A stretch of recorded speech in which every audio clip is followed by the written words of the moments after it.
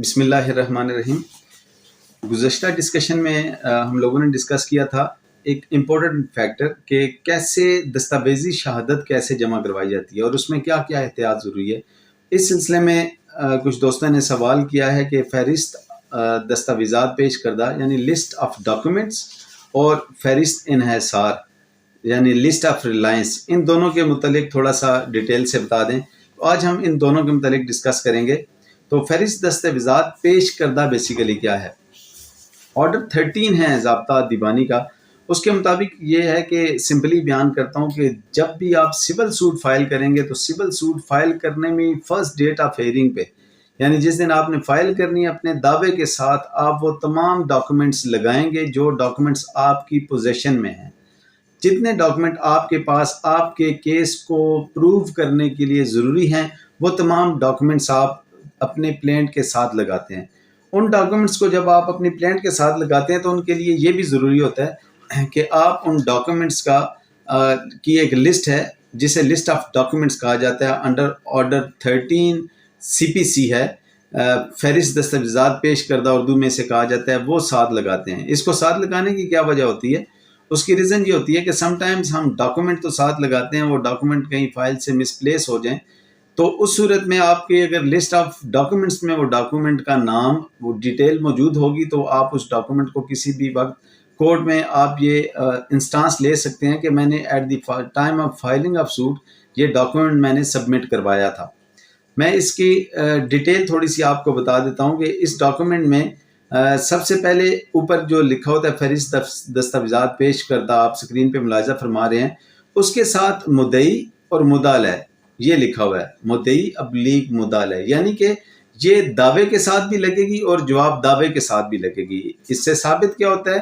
آپ plane file کر رہے ہیں، جب دعویٰ فائل کر رہے ہیں آپ اپنے اس کے ساتھ بھی لگائیں گے لسٹ آف ڈاکومنٹ، اور آپ نے جو جواب دعویٰ دی ہے اپنے جواب دعویٰ کے ساتھ بھی آپ اپنی لسٹ آف ڈاکومنٹس لگائیں گے۔ اب اس میں اوپر جو مدعی اور مدعا علیہ لکھا ہے تو اس میں آپ نے اوپر لکھنا ہے، ٹک کر دینا ہے کہ آپ مدعی کی طرف سے ہیں، وہ ٹک کر دیں گے، مدعا علیہ کی طرف سے ہیں، ریٹن سٹیٹمنٹ دے رہے ہیں تب بھی ٹک کر دیں گے، یا ان دونوں میں سے کوئی ایک کراس کر دیں گے، جس کی سائڈ پہ آپ نہیں ہیں تو وہ کراس کر دیں گے تو دوسرے کو ہی پڑھا جائے گا۔ اس کے نیچے آرڈر کا حوالہ دیا گیا ہے کہ حسب آرڈر 13 ضابطہ دیوانی، اس کے نیچے آپ دیکھیں گے کورٹ کا نام لکھا ہوا ہے۔ تو یہاں پہ آپ جس کورٹ میں اگر آرڈر 37 آپ کر رہے ہیں تو آپ کو پتا ہونا چاہیے اس کی جورسڈکشن جو ہے وہ ڈسٹرکٹ کورٹ کے پاس ہے، آپ ڈسٹرکٹ کورٹ کا لکھیں گے۔ سملرلی اگر آپ یہ پلینٹ یہاں پہ فائل کر رہے ہیں سول کورٹ میں تو آپ سول کورٹ میں لکھیں گے، فیملی کورٹ میں تو فیملی کورٹ میں بھی آپ اس کا حوالہ دیں گے۔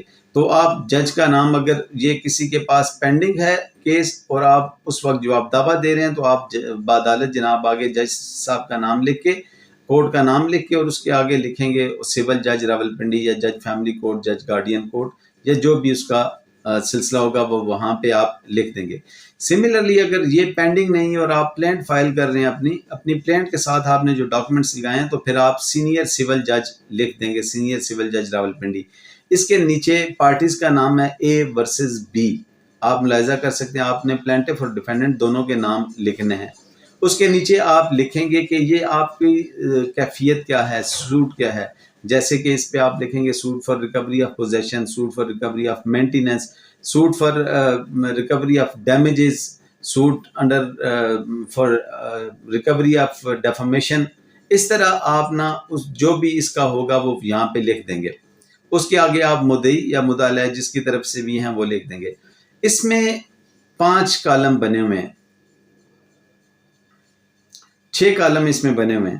اب 6 کالمز میں سے پہلا نمبر کالم جو ہے وہ نمبر شمار کا ہے، اس کو ایکسپلین کرنے کی ضرورت نہیں کہ جتنے ڈاکومنٹس آپ لگا رہے ہیں ان تمام ڈاکومنٹ کا سیریل نمبر کے سیریل نمبر 1 پہ کون سا ہے، سیریل نمبر شمار 2 پہ کون سا ہے، نمبر شمار 3 پہ کون سا ہے، 4 5 جتنے ڈاکومنٹس آپ نے لگانے ہیں لگا سکتے ہیں۔ اس میں یہ ہو سکتا ہے کہ سم ٹائمز اگر آپ کے ڈاکومنٹس ایک سے زائد ہو جائیں یعنی ایک پیج پہ نہ آ رہے ہوں تو اس کا دوسرا طریقہ یہ ہے کہ آپ دوسری لسٹ لے کے لگا سکتے ہیں۔ اگر آپ کو دوسرا یہ فارم اویلیبل نہیں تو آپ سادے پیج پہ بھی یہ بنا کے وہاں پہ لگا سکتے ہیں۔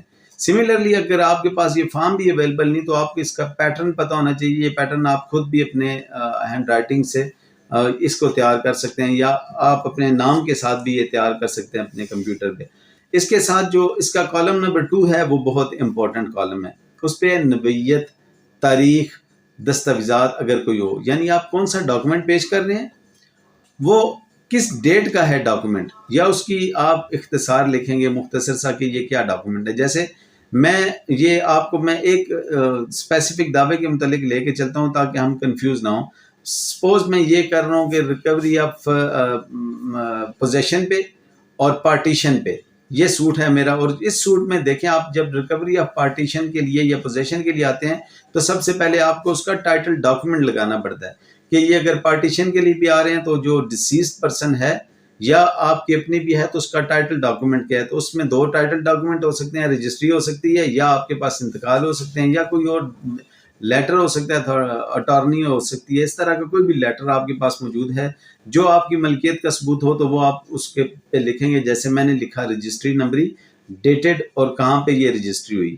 اس کے ساتھ آپ آگے اگلا جو کالم ہے، اب اس لسٹ میں نے بتا دیا کہ مجھے اس کے لیے نمبر 1 ڈاکومنٹ سیریل نمبر 1 پہ کیا چاہیے، ٹائٹل ڈیڈ. سیریل نمبر 2 پہ وراثت نامہ سپوز میں نے لگانا ہے، اور سیریل نمبر 3 پہ ڈیتھ سرٹیفکیٹ لگانا ہے، سیریل نمبر 4 پہ FRC لگانا ہے.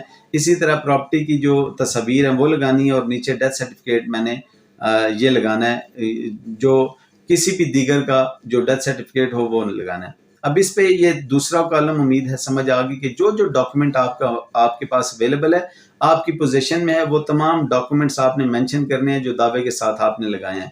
اس سے اگلا جو ہے وہ یہ کہ اس ڈاکومنٹ سے دستاویزات سے کیا ثابت ہوا مطلوب ہے.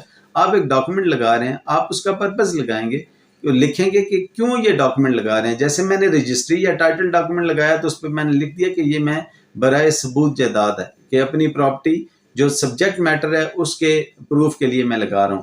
اسی طرح وراثت نامہ میں نے کیوں لگایا کہ میں اپنے آپ کو وارث شو کرنے کے لیے اپنی وراثت کے ثبوت کے لیے لگا رہا ہوں. میں نے ڈیتھ سرٹیفکیٹ کیوں لگایا کہ جس کے نام یہ پراپرٹی تھی ان کی ڈیتھ ہو چکی ہے، اس لیے ان کی برائے ثبوت فوتگی ہے ان کا یا انتقال کے لیے. FRC کیوں لگایا، برائے ثبوت وارثان لگایا. تصاویر جائیداد کیوں لگائی ہیں، برائے ثبوت صورتحال، یعنی میں نے وہ اس کی جو کرنٹ جو سچویشن تھی اس کے لیے میں نے لگائی ہیں کہ میں یہ ثابت کرنا چاہتا ہوں. اسی طرح نقل فوتگی آپ نے کیوں لگائی ہے وہ آپ نے بتا دیا جی کہ کوئی اور وارث فوت ہوا ہے تو اس کا بھی میں نے فوتگی نامہ یہاں پہ لکھا ہوا ہے. اب اس کے بعد یہ ڈاکومنٹس آپ نے فل کرنے ہیں. اب یہ دیکھیں یہ اس سٹیج پہ آپ فل کریں گے جب آپ پلینٹ فائل کر رہے ہیں. اس کے آگے آپ لکھ دیں گے آخری کالم، یہ دونوں کالم اگلے جو ہیں یہ آپ بالکل بلینک چھوڑ دیں گے. یہ کالم آپ کے کرنے کے نہیں، یہ کالم ہوگا جب آپ کا جس وقت فائل کمپائل ہوگی یا فائل آپ کی مکمل ہو جائے گی یا جس وقت ایویڈنس ہو جائے گی تو اس میں ہر ڈاکومنٹ کے متعلق آپ اپنی جو کاپی ہے اس پہ لکھتے جائیں گے کہ ایگزیبٹ فلاں ڈاکومنٹ کو ایگزیبٹ یہ لگایا، فلاں ڈاکومنٹ کو ایگزیبٹ یہ لگایا، تاکہ آپ کو یہ یاد رہیں گے. یہ اس وقت ہوگا جیسے میں نے رجسٹری کی، جب میں ایویڈنس میں آیا، ایویڈنس میں ان چیف میں نے رجسٹری جمع کرائی تو اس کو ساتھ ایگزیبٹ P1 لگا دیا. کیونکہ میں پلینٹف ہوں تو میں پلینٹف کا P1 لگاؤں گا، میں ڈیفینڈنٹ ہوں گا تو میں ڈیفینڈنٹ کا D1 لگاؤں گا. اگر میں اس میں اپلیکینٹ ہوں تو اس میں A1 لگاؤں گا، رسپونڈنٹ ہوں تو R1 لگاؤں گا. ٹھیک ہے، exhibit P1 D1 R1 A1. اور اسی طرح اگر کورٹ وٹنس کے طور پہ کوئی ایسا ہوگا تو پھر یہاں پہ کوئی ڈاکومنٹ جو ہے وہ اسے میں C1 ایگزیبٹ C1 کے طور پہ C1 2 3 کے طور پہ لگا دوں گا. اسی جو تیسرا کالم ہے، چوتھا کالم ہے، اس میں اگر دستاویزات شامل کی گئی ہوں تو اس پر کیا ایگزیبٹ لگایا ہے. اس کے صرف اوپر آپ ڈیفینیشن پڑھیں گے، اسی سے آپ کو سمجھ آ جائے گا کہ جس وقت آپ نے سوٹ فائل کیا ہے اس وقت آپ نے اس کو فل نہیں کرنا. یہ ایویڈنس کے طور پہ جب ایویڈنس ہو جائے گی اس وقت فائل کرنا ہے. 2 طرح کے ایویڈنس ہوں گے، ایک مارک ہو جائے گا، ایک ایگزیبٹ ہو جائے گا، دوسرا مارک ہو جائے گا. مارک کون سا ڈاکومنٹ ہوگا، جو کاپیز ہوں گی وہ جیسے میں نے آپ کالم نمبر 6 پہ آپ ملاحظہ کالم نمبر 1 کا جو سیریل نمبر 6 ہے اس پہ ملاحظہ فرمائیں گے کہ نقل فوتگی نامہ وراثت میں نے یہاں پہ لگایا، یعنی یہ کاپی ہے تو کاپی مارک ہوگی، اس کے اوپر مارک ABCD لگ جائے گا. اگر اس کے آگے ایک اور کالم ہے، اگر نامنظور کی گئی ہو تو تاریخ واپسی دستخط دستاویزات جس کو واپسی دی گئی، یعنی ایسا کوئی ڈاکومنٹ لگایا جس کو کورٹ نے ایگری نہیں کیا، وہ کیس میں کسی حوالے سے ضروری نہیں ہے لیکن آپ کا اوریجنل ڈاکومنٹ ہے تو کورٹ آپ کو وہ ڈاکومنٹ ریٹرن کر دے گا. تو یہ آپ یہاں پہ لکھ دیں گے کہ یہ ریٹرن ہو گیا ڈاکومنٹ، اور ریٹرن کر کے آپ اس پہ لکھ دیں گے کہ فلاں ڈیٹ کو ریٹرن ہوا ہے. اس کا دوسرا بھی یہ ہوگا. اب دیکھیں اس میں 2 طرح کے ڈاکومنٹ آپ کو ریٹرن ہوتے ہیں. ایک وہ ڈاکومنٹ ریٹرن ہوتا ہے جب وہ ایویڈنس میں آپ اوریجنل ڈاکومنٹ دیتے ہیں، آپ کا مقصد پورا ہو جاتا ہے، آپ اپلیکیشن دے کے وہ ڈاکومنٹ واپس اپنا ریٹرن لیتے ہیں. لیکن دوسرا یہ ہوتا ہے کہ کوئی ایسا ڈاکومنٹ جس پہ دوسری پارٹی کا آبجیکشن آ جاتا ہے اور اسی وقت آبجیکشن ڈیسائیڈ ہو جاتا ہے، اور وہ کہتے ہیں یہ ایگزیبٹ نہیں ہو سکتا ڈاکومنٹ اور یہ ریلیونٹ نہیں ہے، وہ ڈاکومنٹ آپ کو ریٹرن کر دیا جاتا ہے. تو وہ ڈاکومنٹ کا یہاں پہ لکھ دیا آپ نے، اپنی سیریل میں لکھا ہوا ہے، سیریل نمبر آپ نے کالم نمبر 2 میں لکھا ہوا ہے، تو کالم نمبر 2 میں وہ ڈاکومنٹ اگر ایگزیبٹ نہیں ہوا، مارک نہیں ہوا، تو وہ آپ کو ریٹرن ہو گیا. تو اس ڈاکومنٹ کا بھی آپ یہاں پہ لکھ دیں گے کہ ریٹرن ہوا اور کس ڈیٹ کو ریٹرن ہوا. اسی کے ساتھ آگے اس کا جو آخری کالم ہے وہ ہے دستخط سائل یا پلیڈر، یعنی اس میں پارٹی کے سائن بھی ہو سکتے ہیں اور اپنے بھی ہو سکتے ہیں. وہاں اپنا نام لکھتے ہیں اور اس کے ساتھ یہ کر دیتے ہیں، اور سب سے نیچے اس کا یہ آ جائے گا کہ یہ جو بھی پیش کر رہا ہے سائل یا اس کے کونسل کے، یہاں پہ سگنیچر آ جائیں گے. میں ریپیٹ کرتا ہوں کہ اس کی ضرورت کب ہے، اس کی ضرورت کیوں ہے. اس کی ضرورت اس لیے ہے کہ جو ڈاکومنٹ آپ نے لگائے ہیں وہ ڈاکومنٹ بعد میں کسی وجہ سے فائل سے نکل جاتا ہے، تو تب بھی یہ آپ کو کام آئیں گی کہ یہ ڈاکومنٹ میں نے دیا ہوا ہے. اب اس کے بعد کیا ہوگا، آپ کوئی ڈاکومنٹ ایسا ایگزیبٹ نہیں کروا سکتے اپنے ان چیف میں جس کو آپ نے لسٹ آف ڈاکومنٹ یعنی فہرست دستاویزات پیش کردہ میں آرڈر 13 CPC کے مطابق نہیں لگایا ہوگا. جو ڈاکومنٹ آپ نے یہاں پہ مینشن نہیں کیا وہ ڈاکومنٹ آپ نہیں دے سکتے. اسی طرح جب آپ اپوزٹ سائڈ سے ہوتے ہیں اور وہ ڈاکومنٹری ایویڈنس دے رہے ہوتے ہیں تو اس وقت آپ دیکھا کریں، یہ چیز اس وقت دیکھا کریں کہ ان چیف کراتے ہوئے وہ پارٹی جب وہ کوئی ڈاکومنٹ جمع کروا رہی ہے وہ دیکھیں کہ کیا وہ لسٹ آف ڈاکومنٹ میں ان کا ڈاکومنٹ اویلیبل ہے کہ نہیں. اگر نہیں ہوگا تو آپ فوراً آبجیکشن کریں گے کہ کیونکہ یہ ڈاکومنٹ ان کی پوزیشن میں تھا اور لسٹ آف ڈاکومنٹ میں فہرست دستاویزات پیش کردہ میں اس کا ذکر نہیں ہے، اس لیے یہ ڈاکومنٹ ایگزیبٹ نہیں ہو سکتا. فہرست اس لیے ضروری ہوتا ہے کہ اپوننٹ پارٹی جو ہوتی ہے اس کو یہ رائٹ ہوتا ہے کہ وہ آپ کے ڈاکومنٹ کو پراپرلی دیکھ لے. جو ڈاکومنٹ آپ انٹینٹ کرتے ہیں وہ پیش کر رہے ہوتے ہیں یا دوسری سائڈ پیش کر رہی ہوتی ہے کہ اس ڈاکومنٹ پہ وہ سوال اپنے تیار کر لیں، کیونکہ یہاں سے اسی کراس ایگزامینیشن سے ان کو پتہ چلنا ہے، اسی پہ انہوں نے کراس کرنی ہے ڈاکومنٹس میں. جیسے آپ نے دیکھا آج ہم ایک فیملی کورٹ میں آرگومنٹ کر رہے، کراس ایگزامینیشن کر رہے تھے. اس کراس ایگزامینیشن کے دوران انہوں نے ایک ڈاکومنٹ دے دیا ایسا جو میڈیکل سلپ تھی. اب ہمارے پاس کیونکہ وہ پہلے ڈاکومنٹ میں نہیں لگا ہوا تھا تو ان کا جو میڈیکل تھا وہ لگ ہی نہیں سکتا تھا، وہ اس وجہ سے نہیں لگا. اس کے بعد دوسرا یہ ہوا کہ ہمیں، آپ نے کیس ہمارا دیکھا، اس کیس میں ڈاوری آرٹیکل کے متعلق تھا کہ گولڈ آرنامنٹ کی رسید انہوں نے لگائی ہوئی تھی. اب گولڈ آرنامنٹ کی جو رسیدیں انہوں نے لگائی ہمارے پاس کیونکہ یہ ڈاکومنٹ پہلے سے موجود تھا، اس ڈاکومنٹ کو ہم لوگوں نے پراپر اس پہ کراس ایگزامینیشن تیار کی، اسے ٹیلی کیا اور ٹیلی کرنے کے بعد ہم لوگوں نے پراپرلی اس پہ ہمیں ہو گیا کہ یہ ڈفرینس کتنا ہے، کتنی رسیدیں لگی ہیں. وہ جب کبھی انشاءاللہ ہم ڈسکس کریں گے کہ آپ جو رسیدات ہوتی ہیں ان پہ کراس کیسے کرتے ہیں، ان کی کراس ایگزامینیشن بھی کسی دن ہم شیئر کریں گے، ایک ایک اس کی اسکروٹنی کر کے ایک ایک سوال اس پہ ٹاپ ٹو باٹم لے کے آپ کو انشاءاللہ ڈسکس کریں گے، اس سے کلیئر ہو جائیں گی.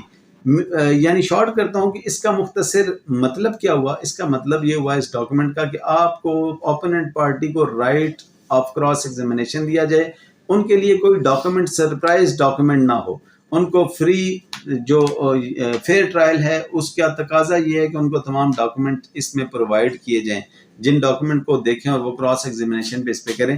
تو اس میں کراس ایگزامینیشن پہ جو بھی ڈاکومنٹ آپ کے پاس نئی فائل آ جاتی ہے، آپ ڈاکومنٹ ان چیف میں سبمٹ کروانا چاہتے ہیں تو آپ فہرست دستاویزات پیش کرتا یعنی لسٹ آف ڈاکومنٹ دیکھیں گے اس میں کون کون سا ڈاکومنٹ لگا ہے اور وہ ڈاکومنٹ آپ سبمٹ کروا دیں گے. اگر کوئی ڈاکومنٹ اس میں نہیں ہے اور بعد میں آپ کے پاس آیا تو اس ڈاکومنٹ کے لیے آپ کا پروسیجر الگ ہے کہ اس کے لیے آپ اپلیکیشن دیں گے اور اپلیکیشن دے کے آپ وہ ایگزیبٹ کرا لیں گے، مارک کروا لیں گے، جو بھی اس کا پروسیجر ہوگا. سملرلی آپ دوسری سائڈ پہ ہوں گے تو یہ آپ آبجیکشن ریز کریں گے کہ کیونکہ یہ ڈاکومنٹ لسٹ آف ڈاکومنٹ میں موجود نہیں ہے اس لیے یہ ایگزیبٹ ڈاکومنٹ نہیں ہو سکتا.